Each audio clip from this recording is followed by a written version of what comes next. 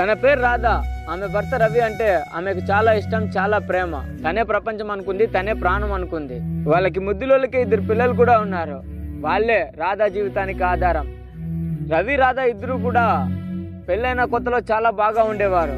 కానీ వాళ్ళ సంతోషం ఎక్కువ రోజులు నిలబడలేదు. పెళ్ళైన కొద్ది రోజులకే రవి మారిపోయాడు. రాధని అస్సలు పట్టించుకోవడం లేదు. రాధ రవి దగ్గరికి వెళ్తే దూరం జరిగేవాడు. నువ్వు లావుగా ఉన్నావు, అసహ్యంగా ఉన్నావని రోజు తిట్టేవాడు. ఆ మాటలు ఆమె గుండెను కోచేసేవి. భర్త ప్రేమ కోసం ఆమె చాలా ఆరాటపడేది. కానీ అతను పట్టించుకోకుండా ఆమెను దూరం పెడుతూనే ఉండేవాడు. రాధ తనను తాను మార్చుకోవడానికి భర్తకు నచ్చేలా చాలా ప్రయత్నించింది. సన్నబడడానికి రోజు వ్యాయామాలు చేసేది. తినడం తగ్గించి అందంగా కనిపించడానికి ఎంతగానో ట్రై చేసేది. అయినా కూడా రవి మారలేదు. ఆమెను చూస్తేనే విసుగుపడేవాడు. ఆమె ఏ పని చేసినా కూడా అందులో తప్పుల్నే వెతికేవాడు. అసలు రాధ ఏం తప్పులు చేసిందో ఆమెకు కూడా అర్థం కాకుండా తను ఆలోచిస్తూ ఉండేది. రాత్రిలో ఆమెకి నిద్ర పట్టేది కాదు. ఆమె కన్నీళ్లతో దిండులు తడిచిపోయేది. ఆమె చాలాసార్లు చనిపోవాలని కూడా అనుకుంది. సరిగ్గా చనిపోవాలి అనుకున్నప్పుడు ఆమె పిల్లల అమాయకపు ముఖాలు గుర్తొచ్చేవి. ఆమె కూడా లేకపోతే తన పిల్లల భవిష్యత్తు ఏమవుతుందో అని వాళ్ళ పిల్లల కోసం ఎన్నిసార్లు చనిపోవాలనుకున్నా చనిపోకుండా ఆగిపోయింది. ఒకరోజు రాధ జీవితంలో ఒక పెద్ద నిజం తెలిసింది. రవి ఇంకొక అమ్మాయితో తిరుగుతున్నాడని, ఇంకొక అమ్మాయితో ఉన్నాడు అని. తను ప్రాణంగా ప్రేమించిన భర్త తనను మోసం చేశాడు అని తన గుండె పగిలేలా ఏడ్చింది. ఆమెకు ఊపిరి ఆడనంత పని అయిపోయింది. తన ప్రపంచం మొత్తం చీకటైపోయింది. ఆ బాధలు మాటల్లో చెప్పడం చాలా కష్టం.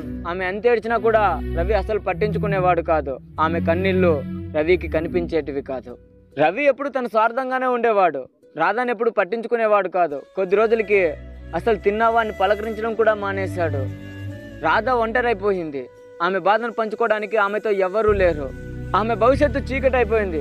రోజు బ్రతకడమే ఆమెకు ఒక యుద్ధంగా మారిపోయింది. ఆమె బాధ ఆమె లోపల మనసుని కాల్చేస్తోంది. ఇప్పుడు మనం చెప్పుకుంటున్న రాధ మాత్రమే కాదు, మనం ఉంటున్న ఈ సమాజంలో చాలా మంది ఆడవాళ్ళ పరిస్థితి ఇలాగే ఉంది. వాళ్ళ కష్టాలను పంచుకునేకి, వాళ్ళ బాధను పంచుకునేకి ఎవరూ లేక వాళ్ళ బాధను మనసులోనే మోస్తూ ఒంటరిగానే ఉంటున్నారు.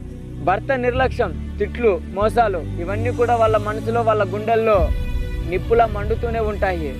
ఒక్కోసారి ఇవన్నీ భరించలేక వాళ్ళకి చనిపోవాలనిపిస్తుంది.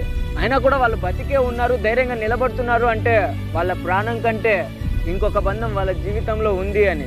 ఆ బంధం ఏంటో తెలుసా? వాళ్ళు ప్రాణంగా చూసుకున్న వాళ్ళ పిల్లలు మాత్రమే.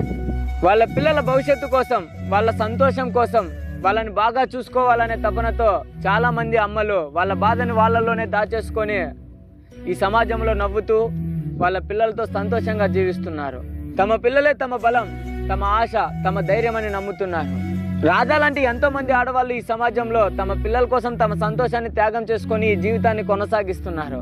వాళ్ళ గుండెల్లో ఎంత బాధ ఉన్నా, జీవితం ఎన్నిసార్లు వాళ్ళని బాధ పెట్టినా, ఎన్నిసార్లు వాళ్ళు చనిపోవాలి అనుకున్నా ఆ బాధను మొత్తం గుండెల్లోనే దాచేసి తమ పిల్లల కోసం ఇప్పటికీ బతుకుతూనే ఉన్నారు.